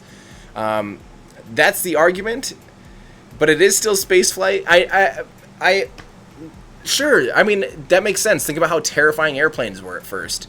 If you looked at the first couple airplanes and said, someday people will be flying on this every day and it's no big deal, and they virtually never crash, you'd be like, yeah, right. There's no way. Airplanes are horrifying. People die in them every 10 minutes. Like, there's no way. And then it took, 20, 30, 40. By the mid-60s, 70s, we had a really reliable, airliners. So I don't think it's that absurd, really. It is just a matter of raising the bar a lot. And BFR is raising the bar a lot, and I think a lot of other companies are coming around to realize how high that bar is going to be and how tangible that hopefully is. So, yes, Salent R says, do I own a telescope? I do. Right over here I have Celestron. How do I do this? Beep. There's a Celestron right over my shoulder. Mars is popping right now. So is Venus. So is Jupiter in the northern hemisphere. I need to go check those out with my telescope. It's been a while. That does sound like a lot of fun. So that's a good question. Oh, Owen Freeman says he's leaving because he's bored. Hey, we're in a parking orbit, man. This is space. It's never boring. I'm sorry if... Here, I'll... Watch me drink coffee. That'll be a lot more exciting. You're welcome, Owen. All right, Ewan McMurtry. This is, if you want entertainment, just try to have me read names all day. That's something that I'm terrible at. Fellow space enthusiast here. Hello from hello from Scotland. Awesome. Thank you for saying hi. I hope Scotland is beautiful right now, and hopefully you guys get a launch pad soon. No Zumu says BFR's escape system is the BFS engine. I don't know if it is, though. They make it sound like they don't have plans to actually use the BFS engines. That would not be able to, even BFS sitting at sea level, say there was a pad anomaly or something happens in the first couple seconds, BFS would slowly pull it away. Don't forget, it's really not meant to fire at sea level. Of course, you can. You'd probably ruin the engine nozzles on the sea level vacuum engines. But, of course, in an abort scenario, you could probably use them. But it's certainly not going to pull away at 8 to 10 Gs, which it normally takes to get, in front of the shockwave.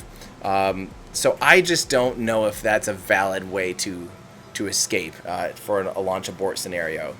It might work in some cases, but I don't think it's a valid option on the pad. So I do apologize for that. And Orlandon in our in our Discord says they can't fire a Raptor in the interstage. The plasma blowback would mess it up.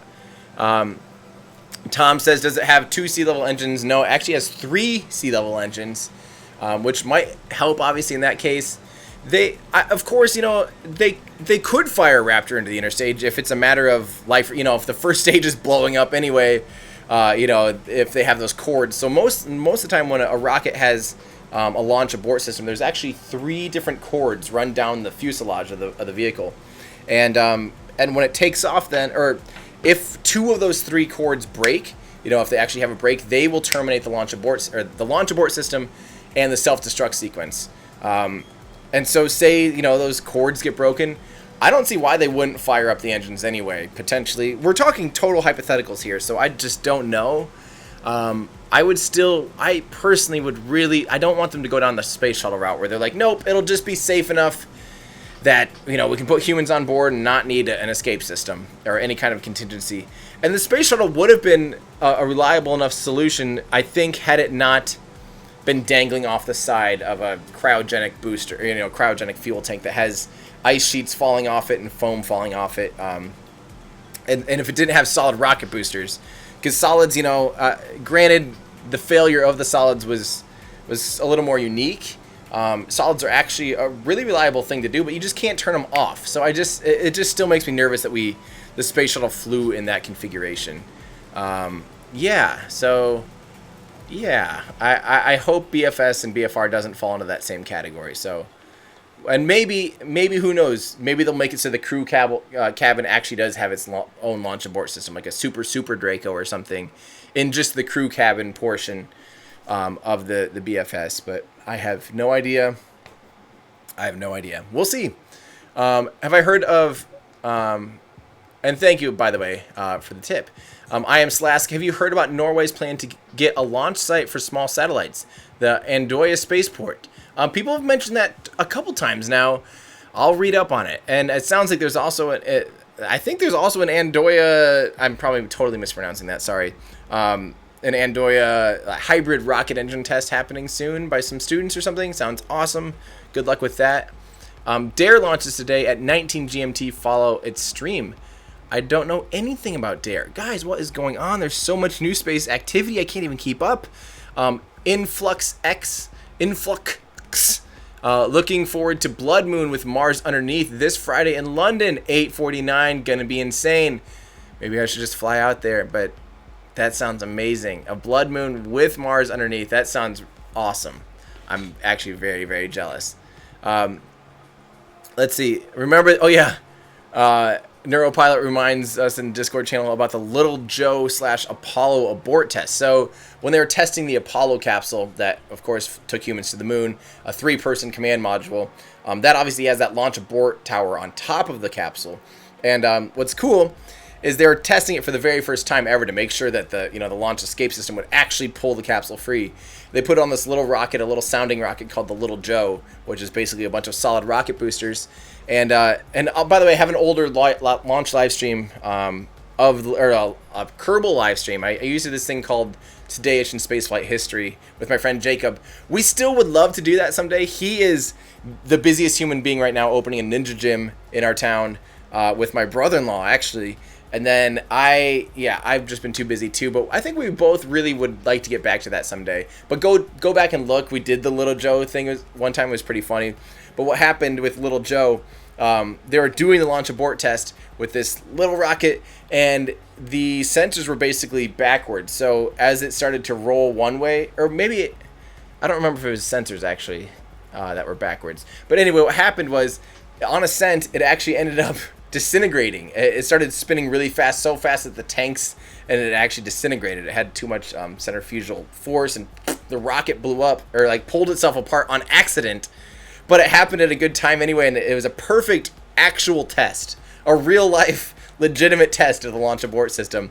And the launch abort system worked perfectly. It pulled the command module away from the blowing up rocket. So I think that's just the funniest thing ever. The fact that will be in my funniest moments in spaceflight history, because it's just good, clean fun. They were meaning to test the launch abort system. They did, and they tested it under real life actual conditions, which I just think is amazing.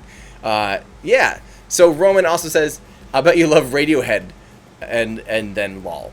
You know what? My friends would shoot me. I like Radiohead, but I'm not like a huge. Some people there are diehard Radiohead fans. I'm not one of them. I like Radiohead though. I have obviously Rainbows and all that stuff. I like their albums, but that's not what I go to. I might get murdered now. I'm very nervous to sleep tonight. Centripetal force. Sorry. And maybe I always get centripetal and centrifugal forces mixed up. In that case, when it's literally physically pushing away. I don't know. I'm sure I'll get more corrections on that.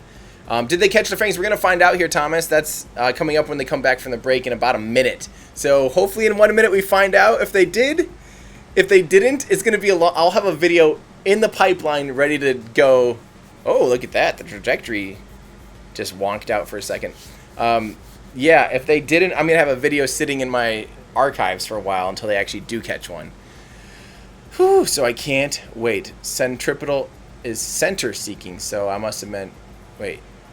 We will find out about the fairing any second here. There has been one awesome dog asks, has there ever been an abort with crew on board? Yes, actually, there was a Soyuz launch where it hadn't left the pad yet, but all of a sudden, had they not left the pad, it would have been very bad, because I think that rocket blew up on the pad. There was some kind of fuel leak, something was bad on the pad, and there was a launch abort. Here we go, boom, fell night, dang! You guys are so fast in our Discord channel. Soyuz SKST. Ooh, I think we're coming back online here. Hey, welcome back. John Isberker at SpaceX headquarters here at the webcast desk. We're just past 50 minutes into flight. Catch you up on a few things. There is a shot cleaned up a little bit now. You can see the first stage is successfully on the drone ship. It fought off the wind shear, it fought off the sea state, and nailed the landing. So first stage is looking good. Second stage, as you noticed, as we flip back and forth between the two views looking at the engine, in one view there's a gasket. That's actually inside the camera. It came loose, but it's captive. It can't get out. It's not a risk to the mission. And then we promised you fairing status update. The recovery ship did confirm that we had bad weather out in the Pacific with that wind shear. They did see the payload fairing coming down, but they were not able to catch it in the net. We will continue to attempt that in the future as we learn how to bring fairings back and then reuse them. Now we're getting ready for ignition of the upper stage engine. This is a short 4-second burn. This is going to move the 10 Iridium Next satellites into their desired final orbit. So ignition should be coming up in about 20 seconds. Dang it, guys. I'm going to have a video sitting there for a couple more months then until they actually do catch it. Well, so much for a video coming out today, I guess. Dang it.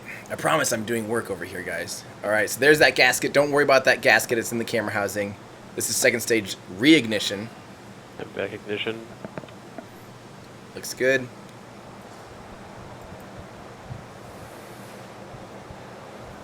I think that was it. Just a quick little kick to get it into the right. Nominal orbital insertion. And there you've heard the call out. We have nominal orbit insertion. The second stage engine ignited. We had a nice view of it right before ignition. Did its 4-second burn. The orbit looks excellent. We're up at around 625 kilometers in a circular orbit. And so the next phase is going to be about 5 minutes from now, when we are going to deploy the 10 Iridium Next satellites. We'll do that on 100-second intervals. So we're going to hold the commentary again. We'll be back at T plus 56 minutes to follow the deployment of the Iridium Next satellites. All right, so I wanted to mention one thing here real quick. Now, don't forget, you might see, people sometimes have pointed out, oh no, the second stage is slowing down. I want to remind you, in orbit, if you're parked in an orbit, you will slow down if you're increasing your altitude. So you're literally going uphill. Think about it just like a roller coaster. When you get to the top of the hill, you're going your slowest. When you get to the bottom of the hill, you're going your fastest. That's the exact same thing with an orbit. So the closer you are to the planet in your orbit, that's where you'll be at the fastest point. At the highest point will be your slowest point. So you'll slow down until you get to your top, and then you basically fall back to Earth. And so your fastest point is right at your perigee or your periapsis, your lowest point in your orbit. Your highest point is your slowest point. So just fun to point that out. I've had people kind of notice that speed difference. So, and Rodney, thank you. I love your channel. Well done from Australia. Awesome. And thank you for putting the time in. That's actually helps me a lot. Thank you. So it's basically 10:32 p.m. over there in Australia, or 22:32, like the rest of you would say. So thank you. Yes, this is I'm really sad that they didn't catch the fairing. I understand, the fairing is extra weather dependent because it is, on a steerable parachute, so that is extra susceptible to wind compared to the big heavy booster. Nominal insertion. Jeez, Chris, you dirty bird. It's okay. So Fell Knight mentions that that orbital inclination burn that they just did is only like a 50 meter per second burn, a 1 second on max thrust, just a quick little, and that's enough to correct its orientation and put it into the perfect orbital insertion. So, and also, I think it also, don't forget, I think it actually raises its perigee as well on that, so it puts it into that 625 kilometer parking orbit, basically. I think it circularizes that too. So it's nice and short, nice and quick little second stage burn that we saw there. Pretty cool. If people want full screen, no problem. There's not a ton happening here yet. So there we go. Was at Cool Press on Lunar OPG. What's my opinion? Guys, this is like the fourth thing you've mentioned today that I've never heard of. I don't know what Cool Press is. I don't know what Lunar OPG is. I don't have an opinion on those things. Am I missing out? Am I stuck too much in my own world of trying to make these videos now that I have blinders on to everything else? I'm sorry to say I don't know what Lunar OPG is. Maybe I need to spend less time working, spend more time reading. Dang it. Oh, awesome. Hello and welcome, Deidregen. Deidregen. Hey guys, just subscribe on Patreon. I learn a lot from watching Tim's videos. And what I've learned, I can learn even more in here. That's awesome. Welcome. I promise that you will learn way too much. Our Discord channel, our community is full of amazing insight. Seriously, that's what I love about this. It's become so collaborative. When I'm scripting videos, I'll be like, what's a good comparison to this or that? And people will be like, oh, don't forget 1943, there was a blah, blah, blah. And I'll be like, I had no idea. So I'm continually learning, continually honing my craft. And a lot of it is thanks to our patrons. So here we go. I think we're coming out of the coast phase. 6 minutes into the launch of Falcon 9 with 10 Iridium Next satellites. We're currently 32 seconds away from the deployment of the first satellite. I think this one will be able to see that view from the second stage camera looking forward. It looks like possibly in the upper left we may see the first satellite drifting through a little bit through the field of view when we get to deployment. Now, as a reminder, every 100 seconds we'll be deploying another one of these. We're passing over Africa right now. We're using a variety of ground stations, so we may be able to bring you coverage of all of them. If we don't, we'll update you when we've got data. All right, so I kind of missed. Spacecraft separation confirmed. There it goes. There's the first of 10. And we have confirmation of separation. You can see it drifting through the top of the screen. 1 down, 9 to go. We'll be back in 85 seconds with the second deployment. There we go. So, yep, we'll be waiting. There's 100 seconds between each deployment here, so we'll have to have a little bit of patience pants on here for the next 10 of them to deploy. Yeah, they do this just to space them out, and then the satellites actually have their own onboard propulsion to slowly deploy themselves and put them in their exact parking and their permanent orbits, really. And that is also their station keeping. Don't forget, they're only 600 kilometers above the Earth. That's, although quite high, it's not very high in terms of space. So there is, again, a decent amount of atmosphere up there. So there still is, not a decent amount, there is some atmosphere up there. So they do have to do station keeping and boost themselves in order to stay in a nominal on orbit. So yeah, what is the point of the wait? Just to space them out, because there are 10 satellites. If they just deployed them all at once, it'd be a mess. So they give it time to deploy, and then they let that one kind of do its thing. Second one, blah blah blah. They give them all time. Someone wants to know, the second stage does deorbit itself.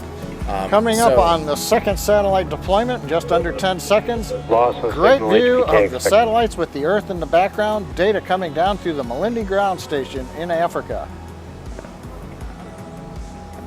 Spacecraft separation confirmed. Guidance and avionics engineer in this case confirms the second spacecraft is separated. Sweet. We now begin the standard 100-second cycle as we prepare for deployment of the third spacecraft. Sweet. That's awesome. And don't forget, these satellites can easily change their distance over time by literally just slightly raising their orbit. Can make it so they spread apart from each other a lot very quickly. Because you can just wait a couple orbits and then put yourself back into that orbital parameter, and you'll be in your correct position. So you don't have to drive away really. You just have to slightly change your orbit, and that will put your spacing vastly different, just like catching up to the International Space Station, things like that. So Jake wants to know if I'm planning to travel to Mars in my life. No, unless it's, I said I will if it's totally a tourist thing. If it's full blown, you get on a cruise ship basically in space, you go to Mars, you come back in a year and a half because you have super crazy fast propulsion now, or whatever, a year. Mars looks like it sucks, to be honest. I don't want to go there. I hope that people do, because it looks like it'd be an amazing place to explore. But I want nice coffee and some infrastructure and things. I don't want to just I'm not really an explorer. I don't go to Antarctica or the North Pole too often. Coming up on deployment number 3. I believe this one's out of the field of view if the map that I've got is correct. And we'll just hear a verbal call out. Spacecraft separation confirmed. Confirmation from avionics. Spacecraft has separated. You can see in the right hand of Next the up, screen. the fourth satellite in 1 minute and 23 seconds. Sweet. So yeah, I'll be a tourist. And and Nozuma, thank you. Lunar Orbital Platform Gateway. I will have to read up on that. Discord again. Please remind me about LOPG. So thank you for the other tip to tell me. That's the second person now, besides you saying it earlier, that mentioned the Lunar Orbital Platform Gateway. I need to read up on that. Thank you for reminding me. ANH says, "Hey, Earth is round." Go figure. Thanks for your tip. And yeah, that's a cool view from Written space. plasma signal expected. Awesome. So they Melindy is tracking, but it only has network, no video. So they don't have a video feed on this ground station. So we might not see video of the 4th or 5th deployment until they get to another ground station. That's okay. Not a big deal. They have telemetry on board that will still confirm spacecraft separation. Spacecraft separation, not spacecraft. Alex, Sloppy here. We're coming up on the 4th deployment. You just heard the call out. Dubai has acquisition of signal. We may get some video. The Melindy ground station has been tracking us. And now we've got signal courtesy of the Dubai ground station. Sweet. Oh, you can see the tip there. What is that? Sedan or Spacecraft separation confirmed. or There you go. It's a Somalia. great view of satellite deploy. There are 2 stacks of Iridium satellites, 5 on top, 5 on the bottom. We're deploying off of the top stack right now, and you got a great view of the 4th satellite being deployed. Sweet. And you, Sloppy, you're welcome. Thank you for saying hi, Sloppy, in our Discord. Alex Tutt, thank you very much. Yeah, it's my pleasure to get up this early. Yeah, that was the Horn of Africa equals Somalia. Okay, cool. Thank you for the reminder. Geography is not necessarily my thing. And Roman wants to know, please make a video how to build, send to space, and land Block 5 in Kerbal Space Program. I'm tired of fireworks. I can do that. Are you wanting something in realism overhaul or in just bog standard? Because yeah, I don't know. I like to play all stock, and thus I'm playing realism overhaul in Kerbal Space Program. In which case, I like it to be like all in. So if you're just doing a bone standard build in a stock Kerbal Space Program, it's hard to make a Block 5 versus just kind of a generic-ish work-alike of a Falcon 9. Just over 10 seconds away from the 5th deployment. I think on the Spotify list, we're playing Let's Dance right now. An old favorite. Now, All right, this satellite will not be in view of the camera. We'll only hear the verbal call out. Spacecraft separation confirmed.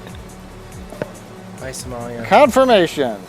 5th spacecraft confirmed. That cleans up the upper tier.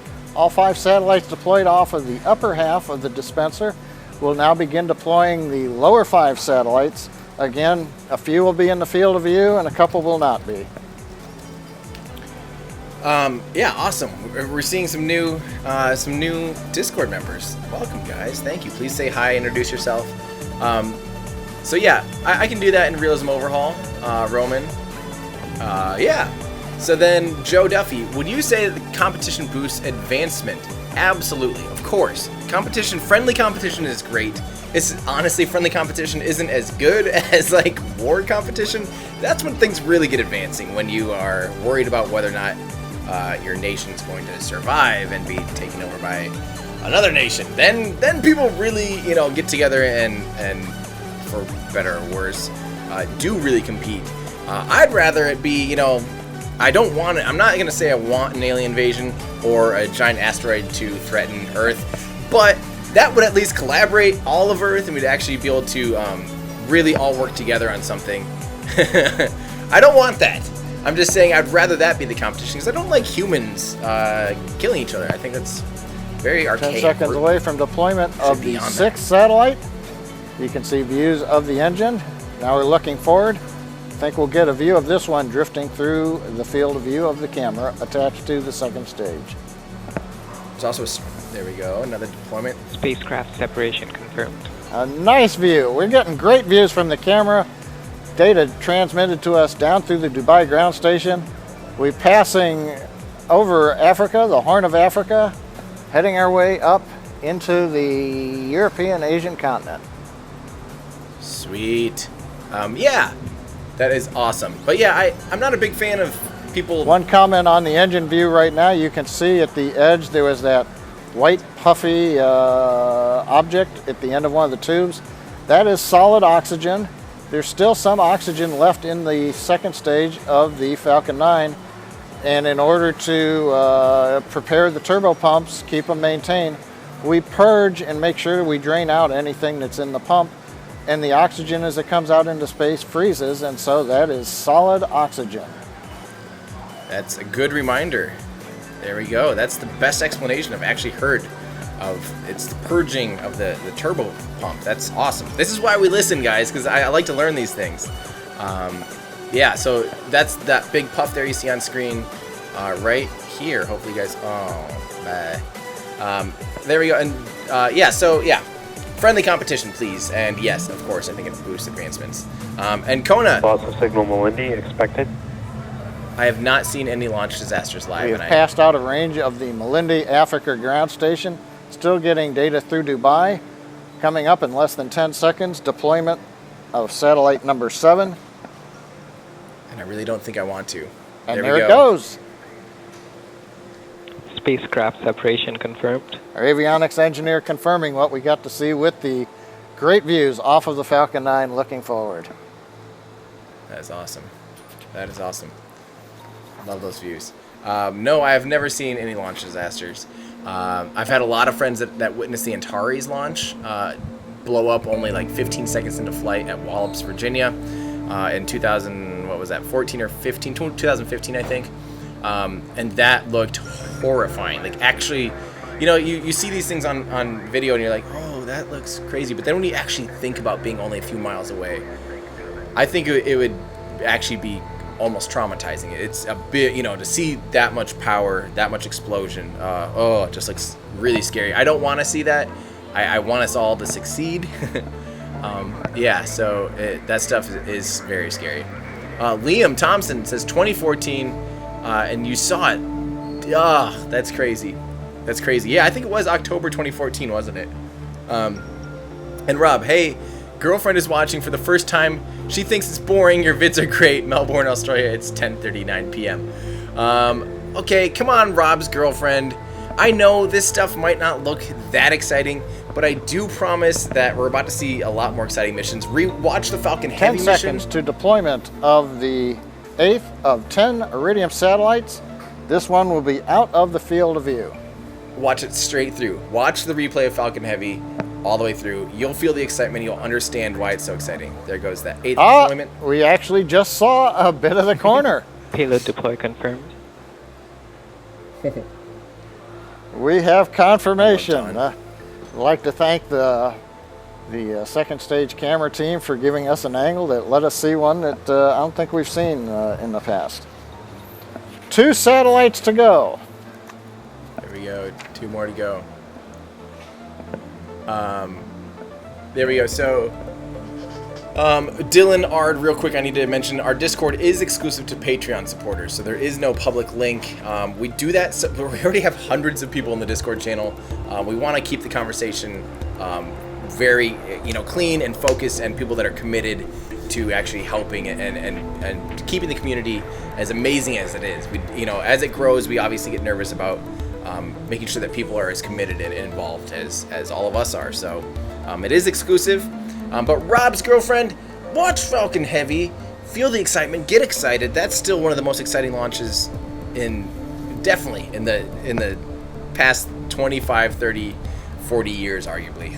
That is an awesome, and then once BFR launches, once New Glenn launches, once Boeing starts putting people on their CST-100 Starliner, and once SpaceX starts launching people, it will get very exciting. Mark my words. Coming up on the deployment of the 9th satellite, that should be the one right smack dab in the middle of the field of view. And off to the right, I think you can also see one of the other Iridium satellites as we begin to trail along. Payload deploy confirmed. Another great view of an Iridium satellite coming off of the Falcon 9 dispenser mounted on the second stage. 9 satellites complete, 1 to go in 1 minute and 20 seconds. Awesome. One more, guys. One more. I did want to mention real quick one more time about Falcon Heavy and about all that exciting stuff, Rob. I did a video explaining why Falcon Heavy matters, why this stuff matters. It's just called Why Falcon Heavy, Why Launch a Car in Space. That video gives it a pretty good summary of why this stuff is so exciting, why it matters. Check that out. I promise it's kind of the best summary I could do to help express my emotions of watching Falcon Heavy from only 3 miles away. And people were asking also when the next one will be, hopefully this year. They're stating, I think, November-ish. But again, I don't plan on any launch happening until we're only about a week away or 2 weeks away. So we'll see. It'd be great if there's another one this year. You're welcome, Renaud. Thank you for your generous tip. Renaud, you're always very friendly. Thank you. Yeah, man, Falcon Heavy was absolutely amazing. Andrew wants to know if that 360 shot was ever released. It was. That was my camera.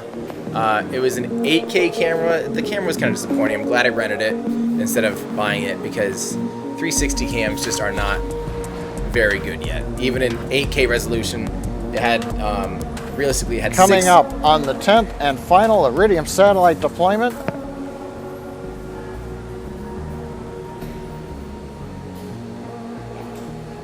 Final spacecraft separation An confirmed. avionics engineer perfect mission. with a cheery voice announces final spacecraft separation deployment. All 10 Iridium Next satellites, 10 for 10, a clean sweep again. Awesome. This is going to bring an end to our webcast, and it's been a great webcast for us. Falcon 9 launched right on time. We had great weather for liftoff, except for the fog that kind of hit everything. Be curious to see what the launch photo looks like. Separation. First stage did its job and made it down despite the weather onto the drone ship. Second stage went into the planned 2 orbits, very accurate. And you just saw over the last 15 minutes, all 10 Iridium Next satellites deploying right on time with some great views as we passed over Africa and Asia. I'd like to thank our Iridium customer, the United States Air Force, for range support, and our licensing agency, the Federal Aviation Administration. Please follow us on social media, on Twitter and Instagram. You can also check out our website at spacex.com. If you're interested in joining us, check out spacex.com careers. I'd like to thank you for letting us share the mission of Falcon 9 with you. Want you to join us on our upcoming flight of the spacecraft named Mariputi out of Cape Canaveral, and of course our final flight for Iridium, the Iridium 8 mission, later this year out of Vandenberg. Also like to thank Iridium for their playlist on Spotify. Makes me want to go take a look at putting one together myself, see if I too can be a great curator. With that, thanks everybody, and have a great day. All right. Thank you, John. Thank you, SpaceX. I'm going to just do a quick little wrap up here, remind you guys of a few things. First off, thank you guys so much for tuning in here. It honestly means a lot. I love doing this stuff. I love trying to stay as up to date on this stuff as humanly possible. So thank you guys for tuning in here as well. And Preston says, woke up early to join you. Great work. Thank you. I did want to remind you guys, pictures like, there's a picture there framed. I do sell, I've gone to about a dozen launches before in the past, and I set up pad cameras, remote pad cameras, with the press, and I do have pictures for sale of rocket launches. So if you want, pictures, posters for your walls of rockets, you can go to my web store, everydayastronaut.com. You can get hats and things like that, or mugs like that. Lots of things like this shirt too as well. If you want, this is a newer one that has a print on the back as well. I really like these. They're always very comfortable. I'm a big fan. I hate stiff t-shirts, so everything gets printed on like the softest imaginable t-shirts, so they feel good while wearing them instead of being like cardboard. Yeah, so if you guys want that, everydayastronaut.com, click on shop. And also, while you're there, check out my new articles. Remember, guys, I'm putting a lot of time now into making sure the website stays up to date with launch coverage, and also with articles based on my videos as well. So if you want to read about my videos and dive more in depth on them, check that out as well, everydayastronaut.com. Yeah, And also, thanks so much to the new Patreon supporters. It looks like we've had a flood just coming in here, including Dogga B, and I think Pump 85 is pretty new. But yeah, we did not. Just a reminder, that SpaceX did not catch a fairing today. If you're tuning in looking for a fairing catch, it didn't happen today, unfortunately. Wind basically made it so it was really windy, really crappy conditions to try to catch anything. Luckily, they did recover the first stage booster, making it the third perfectly flawless Block 5 mission. This is amazing. Go Block 5. And hopefully these boosters are coming back in great shape and will be really quick to turn around once they're confident everything is confirmed and they're ready to go. Hopefully we see some really quick turnarounds between reflights of the Block 5 by the end of the year. That's awesome. That's great news. I'm really excited about that. I will, guys, I promise, I will play some Kerbal. Maybe today, maybe tomorrow, maybe Friday. You have my word. Tune in. I'll try to give you a little bit of leeway time, too. I'll maybe try to do it early in the morning here in the U.S., something like 8 or 9 o'clock, so that it works well, kind of afternoonish for those people in Europe and evening for people in Australia. I know that's probably about the best time where most of the world is we have a chance to do that. So again, if you want to join that and have exclusive access to the Discord channel where your comments are slower and actually I can read them instead of this stuff. Yeah, and people want me to play Spaceflight Sim too. I do need to check that out. I had someone, and also someone mentioned that. I'll get back to you. And we did not hear any word yet on COPV 2.0. Hopefully that happens very soon. Yeah, and again, one last reminder, guys. I do have flown spaceflight hardware, pieces of space shuttle. Look at this, wee! That I am giving away to Patreon supporters. I'm going to be doing giveaways, I think, basically at every 100 Patreon supporters. If you want to put your name in the hat and a chance to win flown spaceflight material that will be framed, I'll do some signing and a little thank you. I can ship it anywhere around the world. I'll make it nice and pretty, and it'll be fun. I did giveaways of space shuttle stuff before, so we're back at it. There'll be a really big giveaway at 1,000. If you want a chance to win, just become a contributor on Patreon, patreon.com/everydayastronaut. Each dollar you contribute per month puts your name in a hat. So $5 a month, you get 5 chances to win. $10 a month, etc., 10 chances. So if you want that, please head on over to patreon.com/everydayastronaut. Yeah, and also, yeah, Preston, I think I said thank you already. Oh, Cammy, that's right. You did. Cammy won one of the space shuttle pieces, putting it up there in Discord. That's so awesome. I'm so glad that you have that in your house. That makes me very, very excited. Yeah, so I had to ship to the UK. Yeah. So, and also, thanks, Glane, for joining. That's gonna do it for me. I don't have as much work to do today as I thought because I was going to try to wrap up how SpaceX recovered the fairing today. It looks like I'm gonna have to wait. I hope we don't have to wait until October. That's the next Iridium launch. So remember, they're only currently trying to catch fairings out of the West Coast, which is Vandenberg launches, and those don't happen nearly as often as the East Coast launches, which are happening about every 2 weeks. So maybe someday they'll move Mr. Steven out to the East Coast to start catching fairings. If it'll fit through the Panama Canal, I have no idea. Yeah, so hopefully we don't have to wait like 3 more months. Otherwise, that video might date itself a lot. I might have to do a lot of tweaking to fix it up. But maybe there'll be another one coming out of Vandenberg before then. Or like I said, maybe they'll start trying to do it on the East Coast as well. So hopefully we get a chance to do that. Yeah, so I think that's gonna do it for me. Again, like I said, I promise I will do a live stream of Kerbal. I'll try to produce another video here as soon as possible. I'll have to kind of tweak my schedule now that not only has Parker's solar probe, that was another video I was going to do, that moved already by another week. I have a lot of exciting stuff coming up in early August that'll be more on the spot that I can't talk about quite yet. That'll be a lot of fun. That'll be some amazing exclusive content. I absolutely can't wait to do this. So stay tuned. Early August is going to be amazing. There's going to be some exciting stuff coming out. But yeah, so in the meantime, though, I'll try to figure out another video or two, maybe one more video to produce before I leave for that. And Pump 85 wants to see a sneak peek. Head on down to our upcoming launch video scripts. I did post actually the the link to the dialogue cut of that video already. So if you want to see the dialogue cut with no B-roll, no graphics or anything, yeah, you can check that out. You can actually basically see the video before it hits. Again, another Patreon exclusive. So, yeah. So there we go. Again, one more time, thank you guys. Oh, people are saying do more KSP. I will. Maybe I'll do it today. Maybe I'll just go ahead and do a Kerbal Space Program stream today. If not, for sure tomorrow or Friday. I'll talk about it with my Discord members. We'll see what we come up with.